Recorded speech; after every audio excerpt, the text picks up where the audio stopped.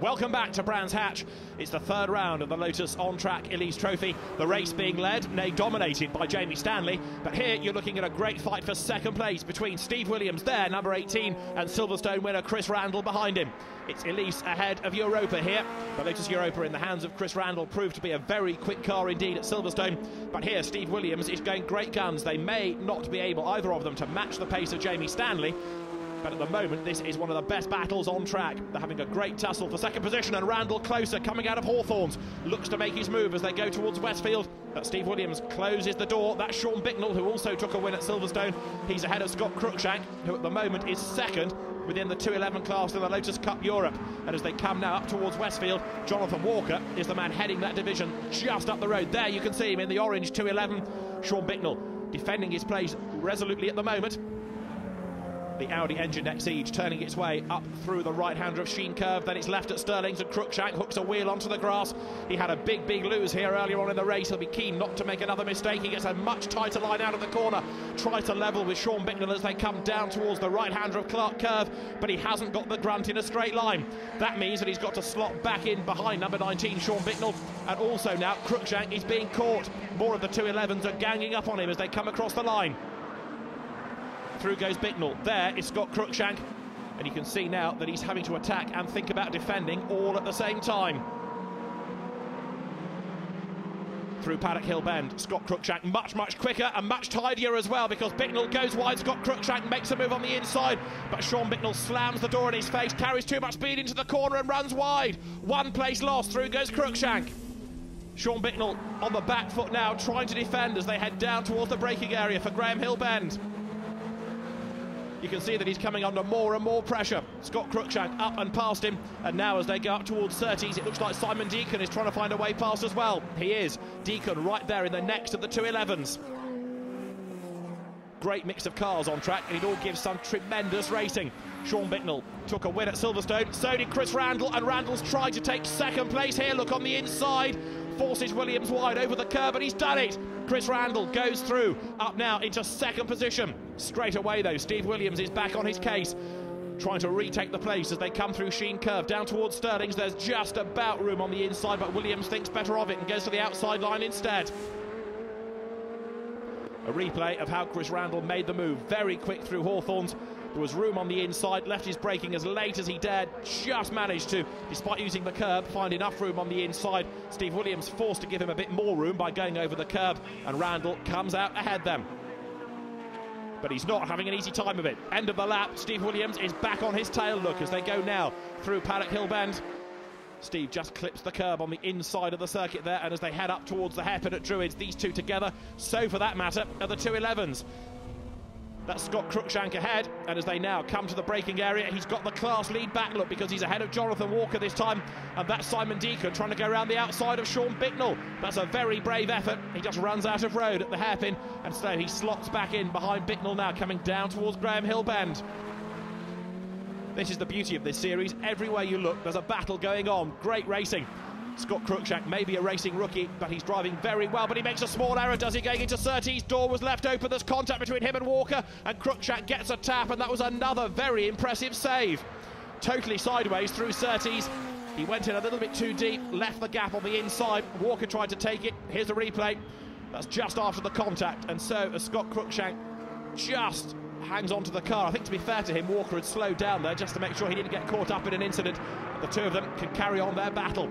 Chris Randall also on the limit of adhesion going through Paddock Hill Bend. He's keeping Steve Williams behind him, and Ben Pitch is in fourth place and getting closer all the time.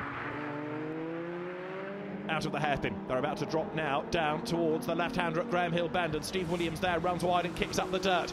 Another replay of dramas that have gone on in the race. Tony Various sideways, whoops, coming out of Surtees, loops it, heads to the barrier, and clang. Driver's side on, clatters into the metalwork. That could well be the end of his race. Now, are we going to have Ben Pitch gain more ground before the end? He's in fourth place, and he's closing on Steve Williams as they come now towards Westfield. Williams, I think, is just falling away a little from the second place man, Chris Randall, but Jamie Stanley is up front and dominating proceedings at the moment.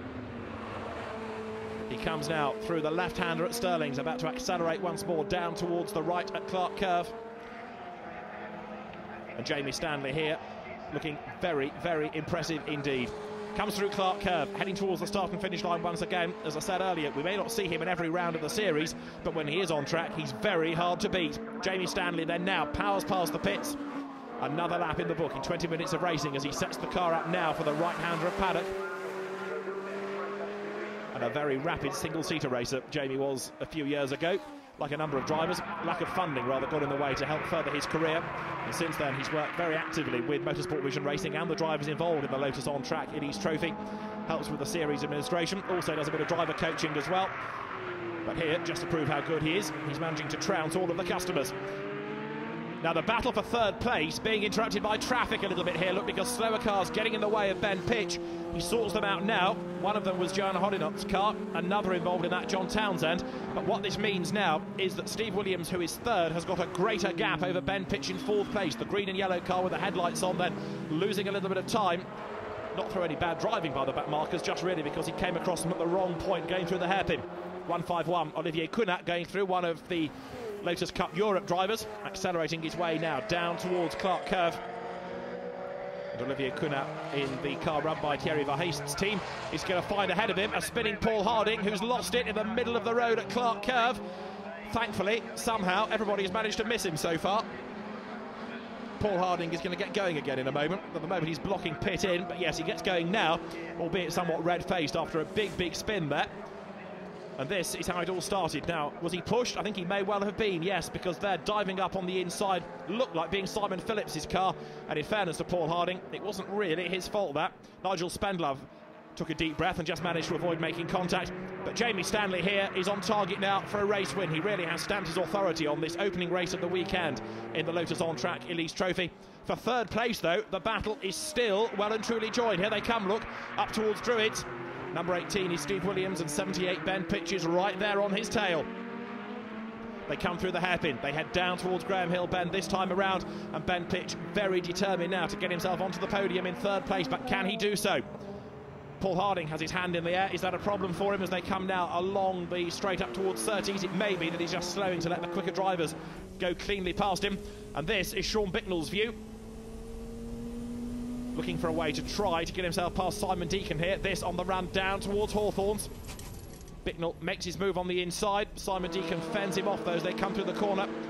And therefore Sean Bicknell unable to make that move stick. In the meantime, the race leader Jamie Stanley still picking his way through the traffic. He's working his way up towards victory here. Accelerating his way up towards Sterling's. And there's somebody in trouble, I'm afraid. He's Peter Trott. And that very smoky car is going no further as Ben Pitch now tries to make a move on Williams once again for third place. Can he do so? I think the answer is going to be no. They're closing up on Eric Chappard, another of the Lotus Cup Europe drivers, to lap him.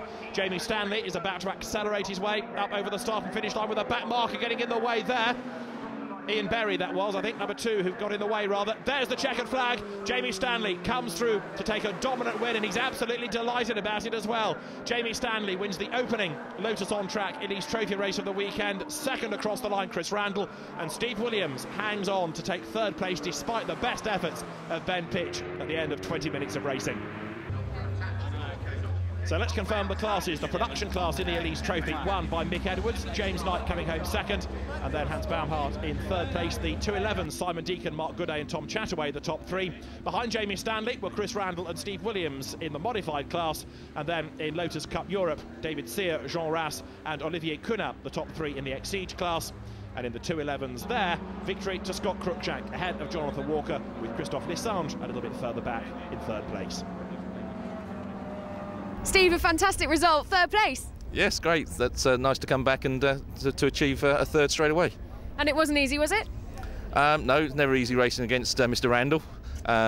Got him off the line, or not off the line, on the first lap, managed to pass him, managed to pull a lead. And then we had the safety car out, and then he managed to overtake me in exactly the same spot I overtook him. And I'd much rather finish second or third, you know, overall, and have a good clean race like that with someone like Chris than to win by a mile. Not an easy race, was it? No, I took the lead off the start. I think Jamie dropped a gear or something, and but I've had terrible problems with the brakes. I didn't trust them, so he got past me, Steve got past me. Then I had a good ding-dong with Steve to get past again. And yeah, it ended up in second, and Jamie was too quick and too far away to catch him by then. It's nice for you not to respond saying it was boring. No, it's been fun. I mean, you know, I've to some degrees I've crippled myself in bringing out a new car, but I enjoy developing it, and it's getting faster every time. So hopefully next race I'll be somewhere near Jamie if Jamie can stay in the series, which would be great. Jamie, you're quite a lot quicker than your competitors out there. You started on pole, you carried it through to win the race. Yeah, it's a great weekend. You know, I spend so much time looking after them when I'm not racing. It's nice to be able to come out and race with the guys again. It certainly is, and absolutely storming it as well. Yeah, it's great. It's a real great car. You know, Maidstone Sports Cars built a fantastic car with it, and you know, I'm just grateful to Fox International that sponsors me to do it. So, are you going to be here for the year? I don't know. We'll see what happens. You know, if Mr. Fox is happy with it, then hopefully we'll be back out again. That's it for now from the Lotus On Track Elise Trophy, but we'll be back soon with races 2 and 3 from here at the A1 GP meeting.